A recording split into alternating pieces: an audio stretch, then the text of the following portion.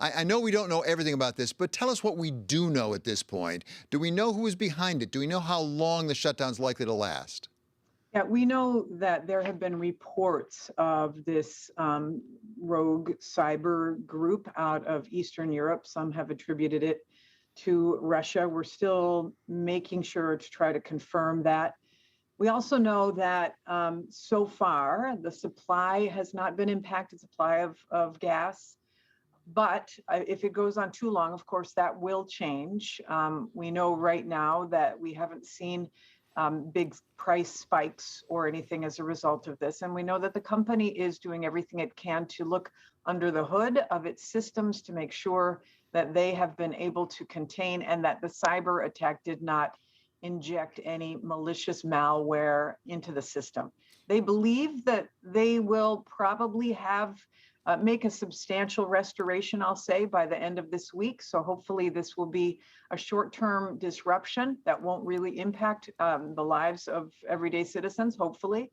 But I will say, David, that it speaks to the broader issue, that this issue of cyber attacks on our critical infrastructure, especially energy infrastructure, is not going away. This is a serious example of what we're seeing across the board in many places. And it tells you that we need to invest in our systems, our transmission grid for electricity. We need to invest in cyber defense in these energy systems. The private sector has to step up to the plate. Many are, but there's quite a few who have been slow to do so. And I think that these will serve as examples of why it's important to accelerate. I understand the Colonial now is saying they plan to have service restored perhaps by the end of this week. But pick up on your point, Madam Secretary, about where else we might have vulnerabilities. Even before we know exactly what happened, I know you as a leader, your first question is going to be, okay, who else do we have to look at to make sure we don't get hit somewhere else?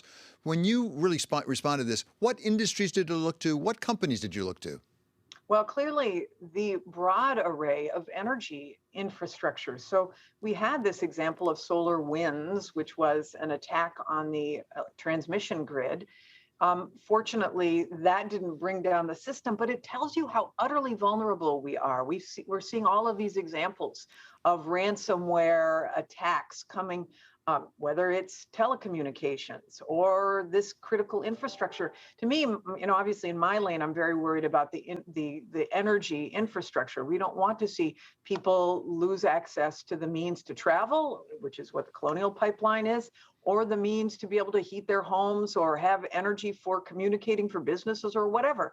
So this is why, the president has put out this agenda of the American Jobs Plan. And one of the components of that is to invest in our transmission grid, to harden our transmission grid, to make it more resilient to these adverse adverse weather impacts, climate impacts, but also to make sure that it's resilient from cyber attacks. So it's another reason why we've got to invest in these critical components of our infrastructure in order to be secure.